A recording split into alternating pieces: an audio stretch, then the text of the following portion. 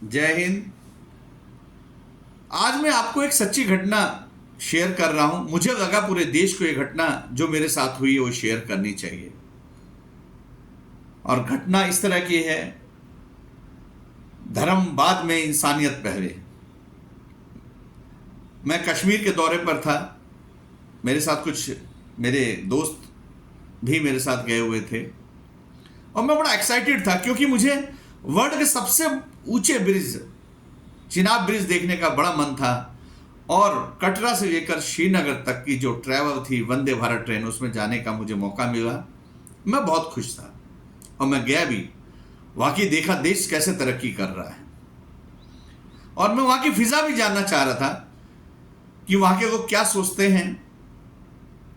आतंकवादियों ने घटना करी, निहत्थे लोगों पर हत्याएं करी, वो बहुत निंदनीय है। तो मैं बड़ा एक्साइटेड था वहां पर पहलगांव के अंदर जाने का, वहां के लोगों से बात करने का मुझे मौका मिला। लेकिन जब हम पहलगांव में थे, जो सच्ची घटना आज मैं बता रहा हूं, पहलगांव में थे, मेरे साथ मेरे फ्रेंड भी थे। उसमें से मेरे एक फ्रेंड जो हैं उनकी तबीयत अचानक बहुत खराब हुई और धीरे धीरे वो तबीयत उनकी बहुत ज़्यादा खराब होने लगी। तो हमारा ड्राइवर, जो हमारा प्राइवेट गाड़ी का ड्राइवर था, उसका नाम था मुदस्सर। हम गाड़ी में बैठे वापस जाने के लिए पहलगांव से श्रीनगर के लिए, लेकिन 10 किलोमीटर भी चले कि उनकी तबीयत बहुत ज़्यादा और ख़राब हो गई। हम बड़े बेचैन, बहुत परेशान हो गए। हम नियरेस्ट हॉस्पिटल ढूंढ रहे थे कि कुछ ऐसा डिस्पेंसरी मिल जाए, कुछ मिल जाए ताकि हम अपने फ्रेंड को ठीक कर सकें।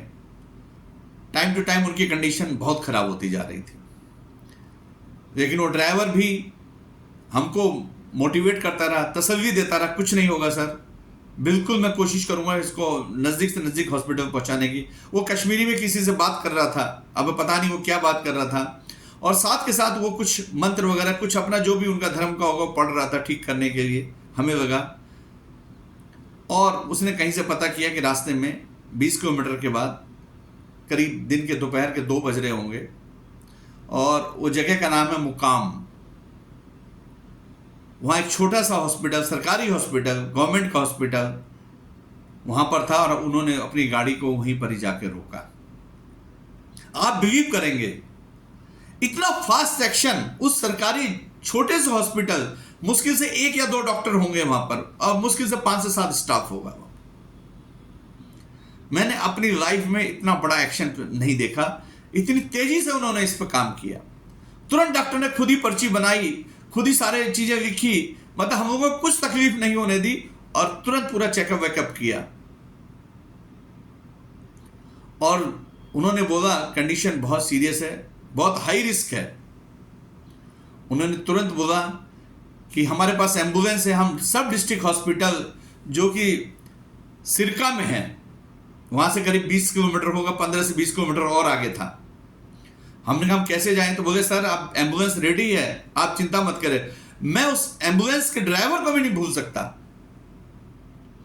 उतना फास्ट उसने एक्शन लिया और तुरंत ऑक्सीजन वगैरह लगा कि हमको सिरका के सब डिविजनल हॉस्पिटल, जब वो गाड़ी चला रहा था और आगे मैं बैठा हुआ था तो बहुत परेशान हो, देख देख के पीछे पेशेंट को भी देख रहा था, जो मेरे दोस्त हैं जो एकदम परेशान हो रहे थे।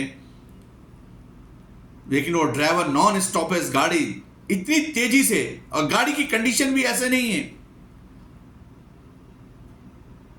मारुति की गाड़ी, जो पुरानी गाड़ी अपनी है, वैन जो होती है, उसका एम्बुलेंस था वो। और वो चला ऐसे रहा था जैसे कि कितनी भी स्पीड पे क्यों ना हो, लेकिन वो पेशेंट को वहां तक पहुंचाना चाह रहा था। हम लोगों को वहां तक पहुंचा देना चाह रहा था और बार बार तसल्ली दे रहा था कि सर ठीक हो जाएंगे, आप परेशान मत होइए, ठीक हो जाएंगे, परेशान होंगे। सब डिस्ट्रिक्ट हॉस्पिटल जब हम पहुंचे, वो थोड़ा सा बड़ा हॉस्पिटल है अपना, आप बिलीव करें जैसे हमारे यहाँ के कस्बे के हॉस्पिटल होते हैं, उससे बड़ा नहीं था हॉस्पिटल वो। और जैसे ही हम हॉस्पिटल पे पहुंचे, वहां पर तुरंत स्टेशन से सारे डॉक्टर वहां पर, ऐसा लग रहा था कि किसी ने फोन किया, बट किसी ने फोन नहीं किया था उनको। जैसे ही पेशेंट को देखा तुरंत एक्शन लिया और उन्होंने सब चीज उनको ठीक किया। और उनके सीनियर डॉक्टर जो वहां पर थी, वो लेडी डॉक्टर थी उस समय की ड्यूटी पे, वो लेडी डॉक्टर भी बाद में आई और पेशेंट को देखा। देखने के बाद उन्होंने बोला सर आप चिंता मत कीजिए, ये ठीक हो जाएंगे, अगर नहीं होगा तो इसका एक्शन प्लान भी, हमारा एक नियरेस्ट मेडिकल कॉलेज भी है, हम वहाँ पर इनको शिफ्ट कर देंगे, लेकिन ये ठीक हो जाएंगे। और वहाँ पर वो उनका ट्रीटमेंट चालू किया, और जब तक हम लोग बाहर बैठे रहे, सारे टेस्ट उन्होंने किए, जितने भी टेस्ट हो सकते हैं उस हॉस्पिटल के अंदर उन्होंने सारे टेस्ट किए। और जब तक हम बाहर बैठे हुए थे, वहां पर हम एक गार्डन के अंदर बैठे, तो वहां पर देखा 3-4 महिलाएं बैठी हुई हैं उस पेड़ के नीचे, और वो अपने अंदर जो पेशेंट एडमिट थे उनके लिए नाश्ता चाय रखा हुआ था उन्होंने अपने पास। शायद दूर दूर से आते होंगे वहाँ पर ट्रीटमेंट कराने के लिए, हिल एरिया है, दूर दूर के गांव से लोग आते होंगे। हम लोग जब परेशान देखा, बैठे हुए देखे, तो उन्होंने सबसे पहले हमको अपनी वहाँ की फेमस अपनी नमकीन चाय, नुनू चाय के नाम से जो है, उन्होंने हमको ऑफर किया। हमने चाय पिया, और उन्होंने लोकल जो नाश्ता बना के लाए थे हमको वो नाश्ता कराया। और हम लोगों को यही दुआ देते रहे कि आप ठीक हो जाएंगे, चिंता की कोई बात नहीं है। और वाकई वो पेशेंट ठीक हो गए। 1 घंटे के अंदर जो भी उनकी प्रॉब्लम रही उनको सॉर्ट आउट किया गया, और डॉक्टर पूरी तरीके से, उसके दोनों डॉक्टर जो थे वहाँ पर, जो उनका पूरा स्टाफ था, वो पूरा उनको सपोर्ट कर रहा था, लग रहा था हम लोगों को, और वो ठीक हो गए। उसके बाद ना तो एम्बुलेंस वालों ने 1 रुपया हमसे लिया, ना कोई फीस ली, ना कोई मेडिसिन का खर्चा आया। और उन महिलाओं जिन्होंने हमें चाय नाश्ता कराया उसको ज़िंदगी भर नहीं भूल सकते, उस मुदस्सर को नहीं भूल सकते, उन डॉक्टर्स को नहीं भूल सकते।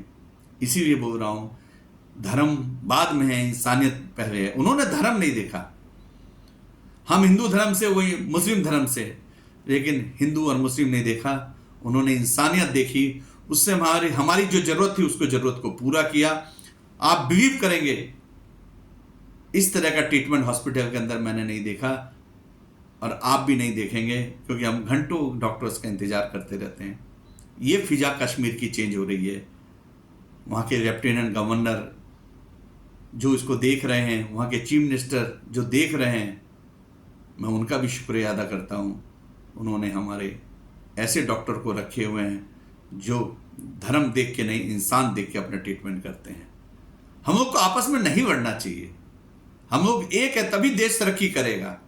हम सब एक रहेंगे, 140 करोड़, चाहे वो कोई भी धर्म और मजहब के हो, हम सब एक रहेंगे तो हमारा देश तरक्की करेगा। हम प्यार मोहब्बत से रहेंगे, कश्मीर हमारा ही रहेगा। जय हिंद, जय भारत।